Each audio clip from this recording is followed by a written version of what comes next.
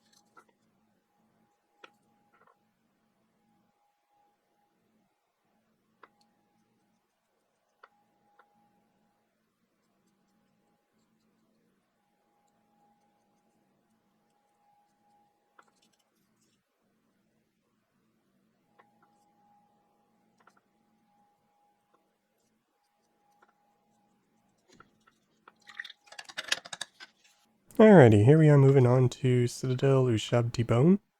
So with this, we're going back over all of the parts we just painted Karak Stone with this. And this I'm sort of more building up to a mid-tone sort of color. You can kind of see some of the gray peeking through, and some of the Karak Stone peeking through, but then this is going to be sort of a mid-tone color. And then we're going to highlight it later with another one. But yeah, just gotta pick out all the skulls, the bones, all the miscellaneous stuff that somehow got dug up when this snake popped out of the ground and started making some blood pools everywhere. But yeah, don't know why it's two separate pieces for the base. And we'll talk about some assembly stuff later for what I would do if I ever had to have a retake on this big boy.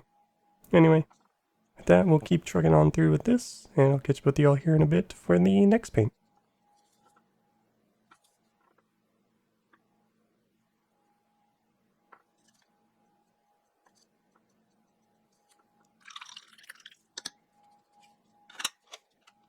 Alrighty, here we are moving on to Citadel Screaming Skull. This is just basically a fine highlight on the very tops of the bones and skulls and stuff. So, just gonna go around and do that real quick over all of the different bony bits. And pretty straightforward. Nothing really special to talk about here for this process. Just putting it on the highest raised parts. Like, sure, the snake might get in the way of the light in some of them, but I'm not really too concerned.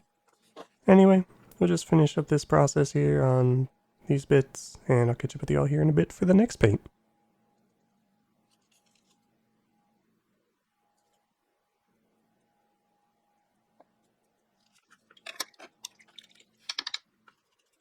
Alrighty, here we are busting out good old Khorne Red yet again. Wanted to bring back this paint because I noticed some of the blood areas weren't really well coated still, so I still need to come in with Khorne Red again and re-attack those. So, need to bring back the base paint yet again. I wasn't really too concerned with building up a good gradient here for like the blood color because I figured I might come in with some blood for the blood god later, which is a glossy dark red paint, similar to wet blood. And I was going to show that, but as I mentioned earlier in a little bit of the admin stuff, I forgot to hit record for when I was doing the final touch-up bits, like adding some scatter and adding the tufts and stuff, so, and adding blood for the blood god, so, oops. Don't really get to show that, but anyway, I wanted to go around and retouch up most of these areas with the red. This way it was a solid Khorne Red color at the very least, for when I also go over some of it with Ard Coat, which is a gloss varnish. This way, when the Ard Coat goes over it, it's just shiny red and good to go at that point, I feel. Did notice when I was taking photos for it though that I missed a couple of spots underneath. You can see the white poking through on some of them, so we'll have to go back in and touch up some areas, but rip. Anyway, we'll go ahead and finish up going around all these bits that I can remember going around anyway, and I noticed with the Khorne Red, and I'll catch up with you all here in a bit for the next paint. Actually, the glue up.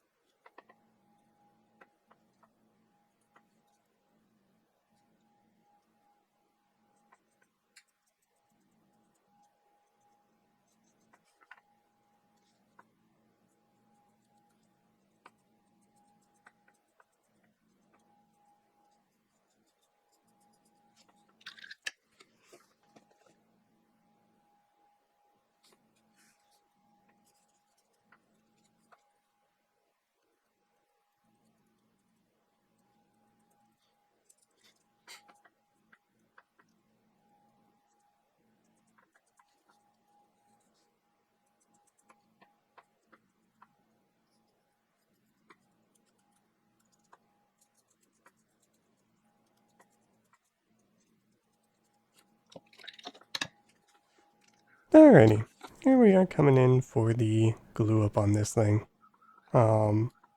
This part's kind of interesting because some of these holds have holes on the bottom of them, so they're kind of actual holes in the plastic, whereas others are just wells for the thing to glue into. Now, some of you might also notice a slight problem if I glue it up this way, and that is, it's going to be real hard to reach the base between the two blood wells. But I wanted to do it this way because then I could use these holes in the bottom to actually get fit a little bit more plastic glue in there. This way it gets a real good seal and it sits really well. At least that's my theory. And yeah, I feel like it works a bit better doing it off of the base, but I feel like it'd be better to glue the basing parts onto the base first, then glue the snake onto that. I was a bit nervous to do that though, and I was too excited to get the snake onto the little blood pools. So we go ahead and do that first. Slight bit that I didn't share was the little metal tube was clogged on this one again. So usually I wipe up the tip of the plastic glue, so this way I don't have that issue, but I don't know, for some reason it's been happening more and more. Can't really explain it. I know there's a lighter trick to unclog it, but I figure it's a really long nozzle. I'm just going to try snipping it, and then pinching it to reopen the hole. And it seemed to work fine, so that's an alternative since they give you a really long nozzle. You can just clip it if you're feeling saucy. Anyway, so snake's on that, but that's not on the base, so we'll have to glue up a bit more later. So here we move on to some painting. Alrighty, here we are bringing in the white primer from Monument Hobbies. It's part of their Pro Acryl line. Really been enjoying using this stuff since I'm transitioning to paint on priming mostly. This stuff, it's pretty good. I really do enjoy it. But this process is going to be a little bit tedious because since the base isn't glued down to the base, that's awkward to say. Since the blood pools aren't glued down to the base, it's a little hard to make sure that I have enough contact point for the plastic glue later. But we go ahead and make it work. Have some fun here for a bit, doing this process. But yeah, we'll go ahead and gotta first figure out the outline of it, which is what I'm doing here. Basically outlining the whole thing. And then after I outline all of it, we gotta get the inside between the two little kidney-shaped pools. So we'll figure that out here, and then sort of eyeball the middle, because there's no way I'm going to be able to get primer in there without getting primer all over everything that's already painted. So another thing I'm trying on this guy, just leaving the rim of the base bare. I wanted to see how that looked compared to some of the others that I then just repainted black. I know this one's going to be shinier than those. I might try just putting some gloss varnish down, or matte varnish over the plastic and see how that holds up. I know it won't bind very well because there's nothing to bind it to the plastic, but maybe it'll be interesting and it'll knock down the shininess of just the bare plastic. But I wanted to give it a shot, see if I could keep it clean and just leave it bare plastic since I tend to repaint all the base rims black anyway. So yeah, I also noticed going around this that there really wasn't a lot of room on the edge for extra basing material for like the scatter and stuff that I wanted to use. So I really didn't end up using a lot of that stuff. I wasn't planning on using a lot anyway, but I used even less than I was thinking I would on this thing. Just sort of left most of it the texture, since it's meant to be a dried up sort of desert that the army kind of exists in. So yeah. Anyway, we go around here putting on a couple of coats of this, and then we get in between the blood pools and figure all that out. But yeah, we'll go ahead and carry on this, finish up this little process, and I'll catch up with you all here in a bit for the next paint.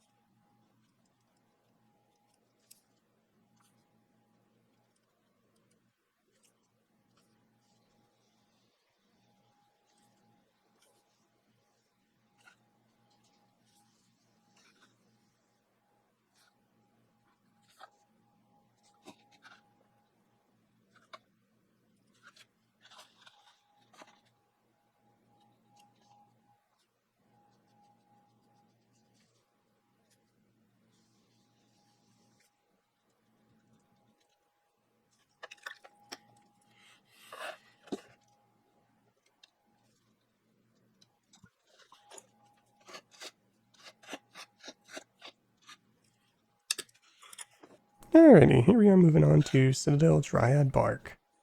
So, Dryad Bark is what I tend to use for the undercoat before putting on Agrellan Earth, which is a crackle texture paint that that Citadel has. This way, between all the cracks, what you end up seeing is the Dryad Bark dark brown between all the cracks on the lighter texture paint color. So, yeah, that's why I tend to do this. I did this on the Stormcast Eternals and the Night Zephyros. Stormcast Eternals being the brain farting their name. Dudes with the big Daka guns. The Raptors. Yeah, I think they're just called Raptors. I don't remember offhand. Vanguard Raptors. There we go, because they're part of the Vanguard chamber. With the basically heavy bolters, or storm bolters, if you will, hurricane bolters maybe. Basically the lot of shots on a few guys. You notice I was scraping the edge a bit, because I noticed there was some primer that ended up on the edge, so I was taking my fingernail along that. Again, trying to keep the edge just plastic, since I tend to repaint all the base edge black again. So I wanted to just try leaving it bare plastic on this one, just to see how that looked. I know it's not going to match everything else in the army because of it, but I think I might do that with the other endless spells as well and keep that an endless spell kind of a thing.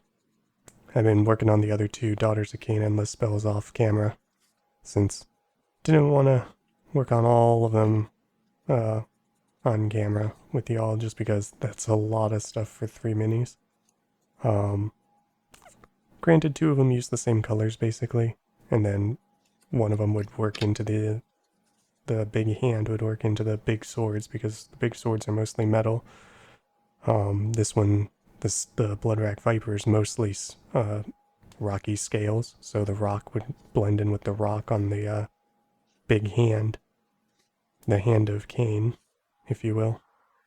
But yeah, we'll go ahead and finish up with a Dryad Bark here, and then we'll get on to another bit of gluing up, because those blood pools aren't going to glue themselves to this base, so we'll get that done here next. And I'll catch you up with y'all here in a bit for that.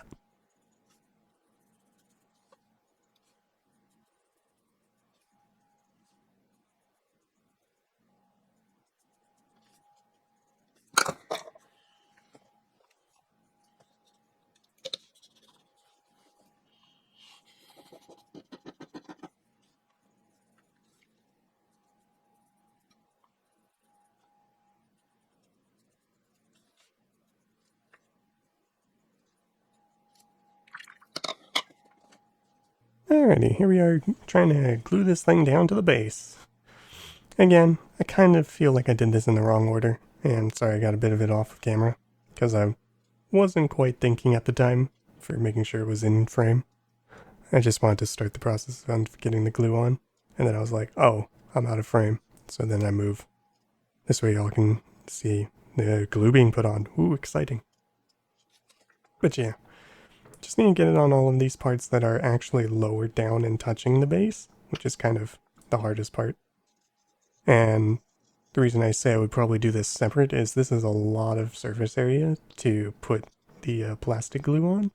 So gluing them down one at a time would probably be way better, because then you don't have glue just sitting on one half of it while you're trying to get the glue on the other half for all the edge. Is what it is though. It's still settled down on there. And then I do notice one edge wasn't quite flush, so I sneaked a little bit of glue under that and pushed it flush again. And yeah, it sits well. Even though it's not an exact match on the inside middle, it works fine.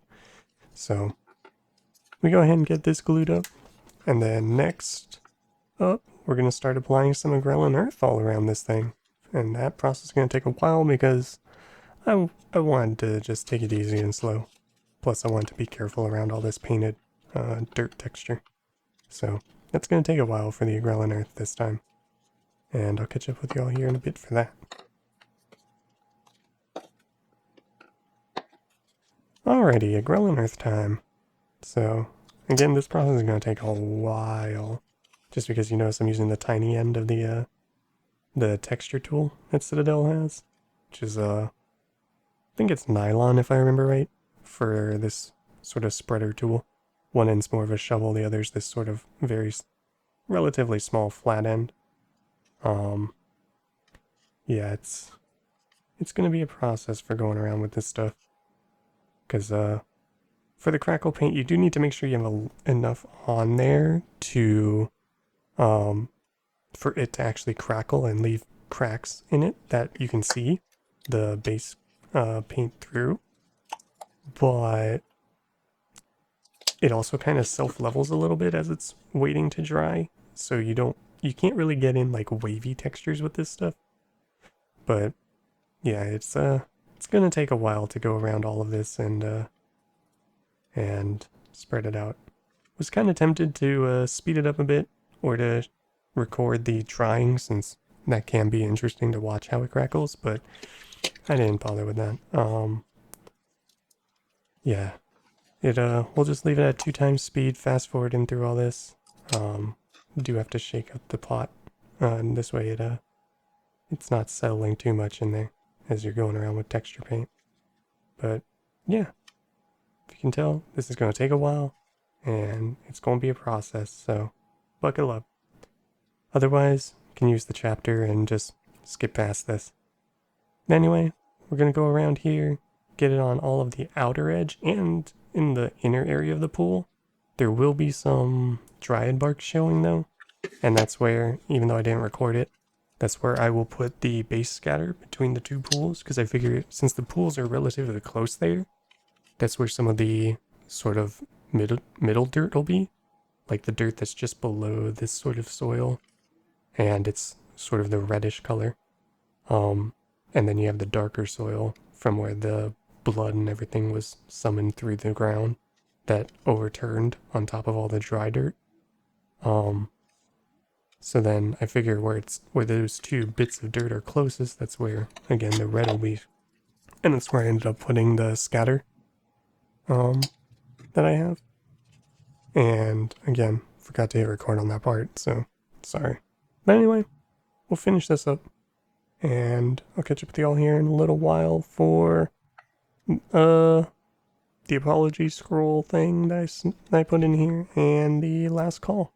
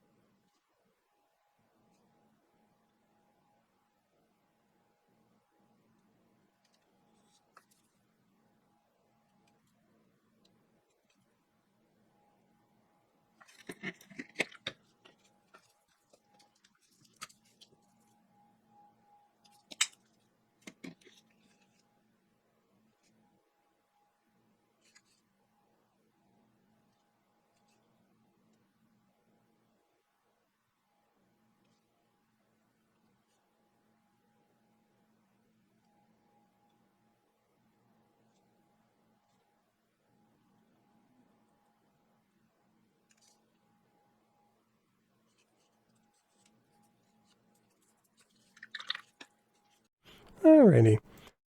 I forgot to hit record on all the extra bits I did to it, so just a real quick scrolling apology here. Alrighty, last call everybody, last call. So, this is the wrap up for this guy.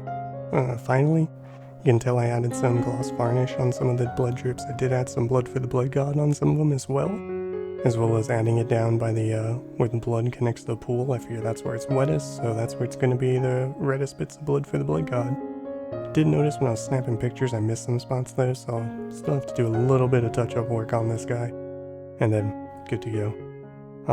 You can see some of the tufts that I snuck in there, some of the scatter that's snuck in there, but otherwise, pretty good to go.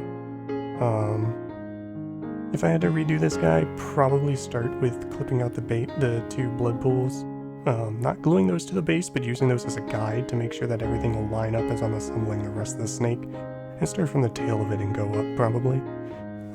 Every time it would touch the base, just basically try fit and make sure all the pieces are gonna glue up well and still fit to that base shape. And go from there. Anyway, hope you all enjoyed, and thank you all for watching. Yeah, this is, I think it's the 40th video, so, interesting times. Anyway, I appreciate you all, and hope you got some stuff done. So, I'll catch you all next time, maybe, and take care out there.